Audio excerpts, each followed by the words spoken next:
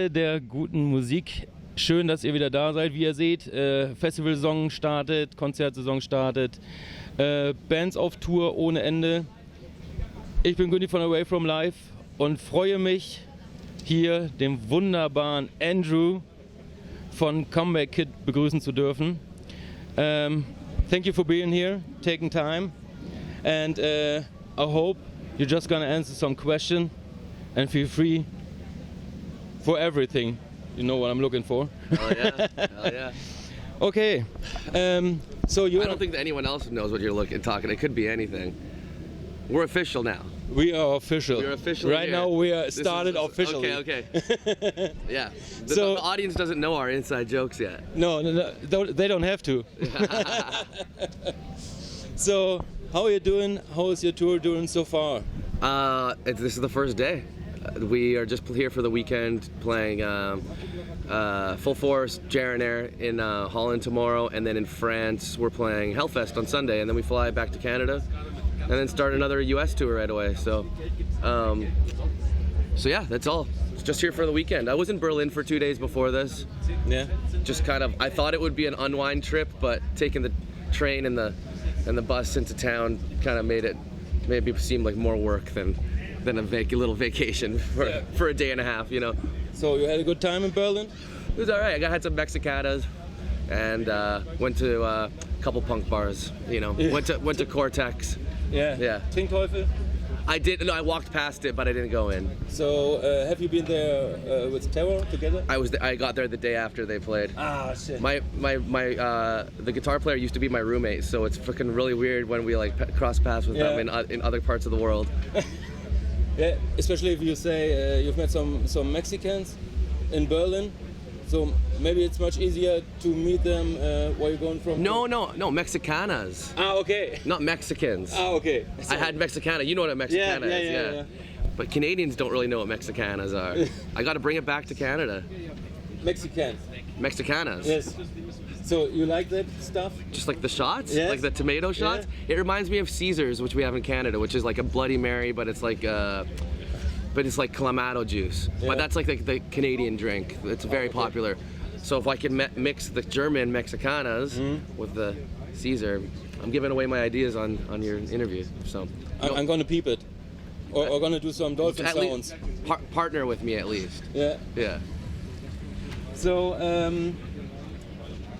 you got a new album out. Yeah. Heavy Steps. So let's say it like 20 years, Comeback Kid, Heavy Steps. What do you say about that?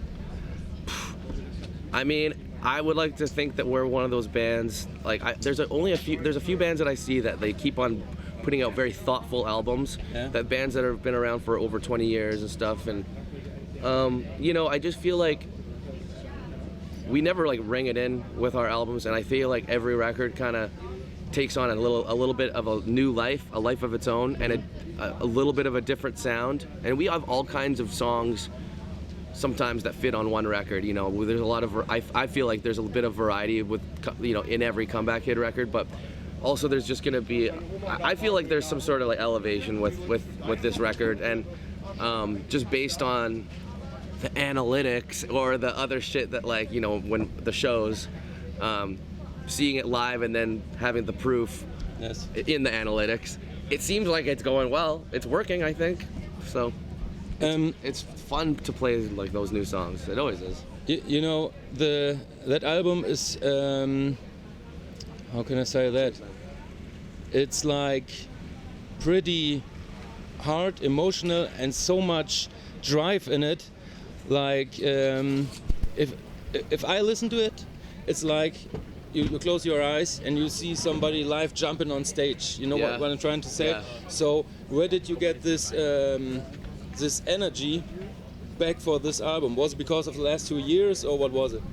I think, like one word that I like to describe it, like vocally, is like a kind of like desperation in the vocals, and I think that's kind of like the character that you'll maybe hear on the vocals. A very like, it's like like, you know, there's a lot of that that kind of like emotion going on in the lyrics and the songwriting for this record. But I think it was just that I had like I spent a lot of time working on the inflections and pretty much like was able to like pick all the takes and what we used on the record myself, and we're really intentional with like the emotion of the inflection of the voice, and yeah, so yeah, because you know, maybe you know what I'm trying to say right now. It's like sometimes the sound and the album and the music is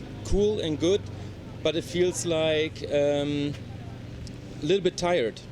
And you know, if I listen to Heavy Steps, it's like, wake up, what we're gonna do now, you know? Yeah, hell yeah. And there's such a new energy in it, so hopefully you're gonna perform today on the main stage. Hopefully full force. Hopefully it's all charged up. Yeah. Yeah.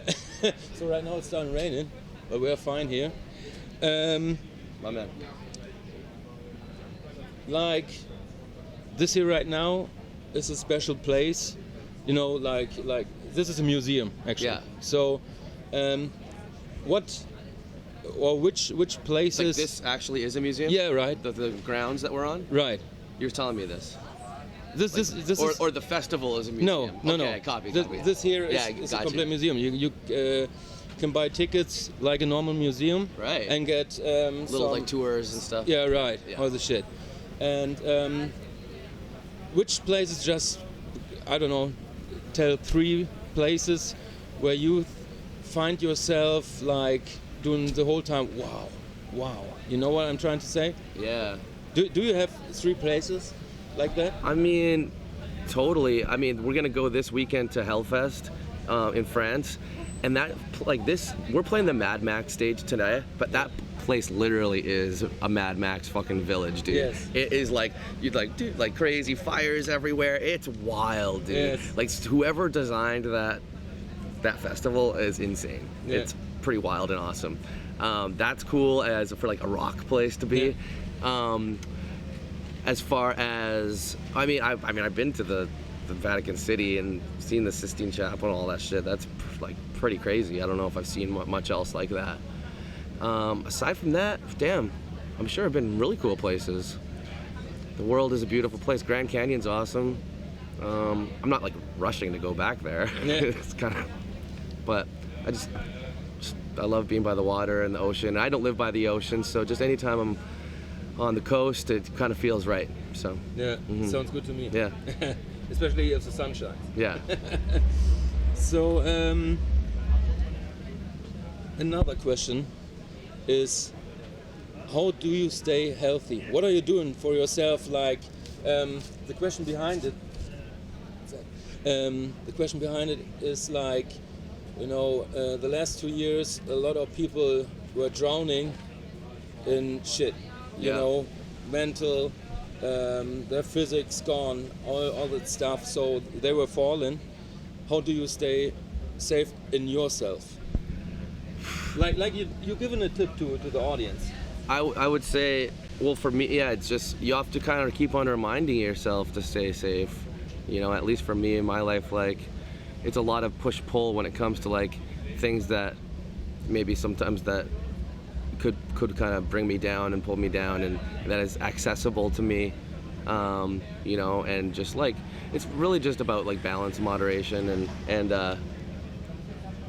just you keep on trying, you know, with any kind of vice that's in your life. You try to keep trying to maybe do better with it, and you know, I have too many people around me that I love and love me to like I feel like let me slip away fully, you know, cross into that other side, cross into the void, you know. So yeah. Do you think it's more important to say to people like I love you or something like that, or do you think it's deeper if you just look in your friend's eyes, let me say it like that, and you know how deep this friendship is, so where you stay strong and healthy for yourself and for others?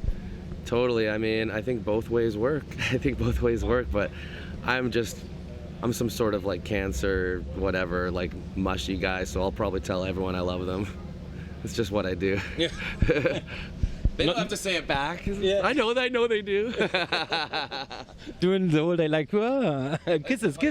I love you so much. Yeah, dude. Now let's have a beer. So, is mental health and all this stuff when you are touring? You know, I know because I drove bands, and there are pretty big highs and especially big lows. So, how do you stay as a crew safe, or do you know each other that good that you can go somewhere just for yourself and everybody knows, okay, Andrew needs now 50 minutes for himself? Or how do you connect there? Yeah, you always have to give each other space. I think that's really important, especially for longevity. Everyone is gonna need their alone time, but it's pretty easy to get on tour. You can always kind of go off and do your own thing. I think that is just important. Like, even if there is any like disagreements or like people getting annoyed or whatever, it's just like always good to kind of just check up on your bandmates and your partners. Like, hey, like just we're good. Like everything's cool. Like, Yeah. are you okay? And Yeah. I think it's just important just to communicate like that and check in, and in a nice way, not like a confrontational way or whatever. I mean, unless you have something really crazy you got to say. But yeah, it's good to check in on your friends and the people that you're playing with. Hopefully they can be your friends. I think sometimes it's good if you're talking not to a friend, just to a person who understands what you're saying or just listening, you know? Totally. I mean, in some bands, not our band we're really great friends, but you see other people that make projects work that it's more like they're like colleagues or whatever, you know, and they can make it work. I don't think that's necessarily like a really horrible thing. But yeah, you can respect each other's opinion and let everyone let everyone be their own. So Thank you for open words. Yeah. That's not normal that persons open it like that. yeah, Thank you very much for that. for sure. So just do some later. One question is like, how do you measure success? If it feels good, I guess. If you can be you can be a fucking star in your own world, and who's to say that you're not, you know? So it's success. Yeah, success is in your mind, maybe heart and mind, I guess. Or if you're doing what you like, and it also could bring you money. So Some blue collar success, you know? blue collar success. Blue collar success, maybe just average Yeah, success. Yeah. It's pretty good. Yeah. Oh, I like it. But if you have fun with it, I think it's pretty okay. Am I you know. working at Best Buy, or am I working at Walmart, or am I working for music, or am I doing my art, or am I starting my own gym, or or whatever? If everyone has their passion, they can find a way to make it work. Yeah. Yeah. Yeah, sounds good. I'm just asking that question because I think a lot of people are losing their own explanation of success. You know what I'm saying? They are just going down for. People people just need to be cool with rolling with the punches and working long hours, because people get really, really tired of working long hours, but sometimes it needs to be done. I don't know. Yeah. You're not a maintenance worker, but still you're in another country, you know. There's all kinds of work that I do, all types. That sounds good, Yeah. but I don't want to think about that. I know, maybe it's what we were talking about before. Oh, shut down. Okay. One last 4/7. one last question. This question is it's 3 in 1. Okay. So, what happens on tour stays on tour. Okay. That's to be clear. Okay. But if you could tell us 3 things that you that happened on tour, you can tell us is the weirdest, the worst, and the good or loveliest. Oh, damn. The weirdest and the worst. What the fuck would be the weirdest, man? It's Maybe somebody slapped his wiener on your head on stage, or oh no one assaulted me on stage like that. I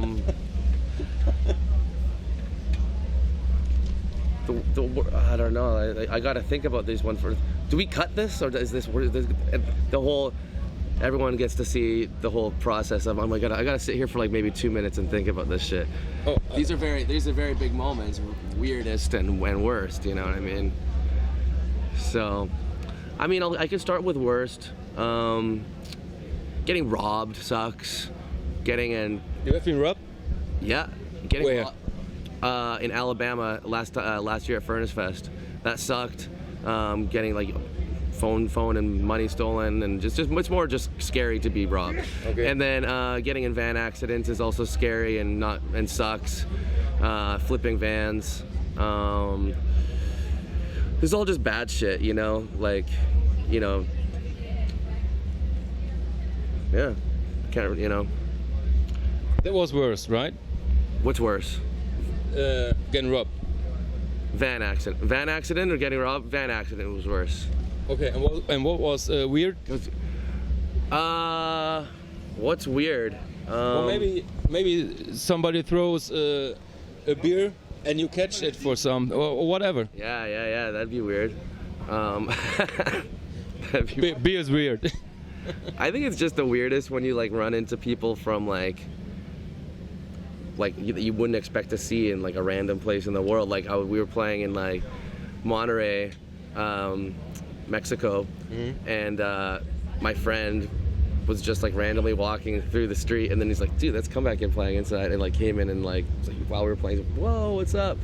So I think that like I've ran into some unlikely people on the other sides, on other ends of the world, all over the place. And so I think that's the weirdest, just in general. And what was the best thing that happened to you on tour? The best thing that happened to me on tour is just all the highs, just all the highs of playing shows. And you're a star right now. You're playing the main stage. I mean, yeah, I feel like this is a very intimidating main stage, because I think I've seen like 5 people on this like big baseball field. Yeah. So I mean, the doors are just opening. We'll see what happens. This could be humbling. Yeah. So yeah, all the highs you meet, the people that you meet, the nights you get to have, and the shows you get to play. It's all that's the best part of tour. I can't think of like specifics. Just the people that I really love, I've met on tour. A lot of people, so that's probably the best. Sounds good to me. Yeah, man. At the end, what would you like to tell people or give them an advice? Have fun. Have a. Thank you for watching. Nobody's watching right now. Yeah, exactly. Thanks to the 5 of you. 5 people watching it. No. No, I did all these like podcasts from my room when we released the record, and like it was just so funny because there'd be like all these like the same kind of like interviews, but I'm always in the same location and like and telling the same fucking stories, you know, sometimes. So it's like, here, thank you for watching me talk about me. Yeah. Thanks for having me while I'm here in myself. Thank you very much, Andrew. Thank you. I hope you enjoyed this little interview. Thank you for your open words, for your open-minded answers. Ich hoffe, euch gefällt das Interview. Nehmt ein bisschen was mit. Stay positive, like Andrew's saying it. Keep smiling. Take care of your friends. But don't smile if you don't want to. That's true as well. Thank you very much for watching. That's Andrew from Comeback Kid. Check out their new album, Heavy Steps. Ich bin Günni von Away From Life. Checkt auch unsere anderen Interviews. Vielen Dank fürs Schauen und man riecht sich. Bis dann. Bye, bye.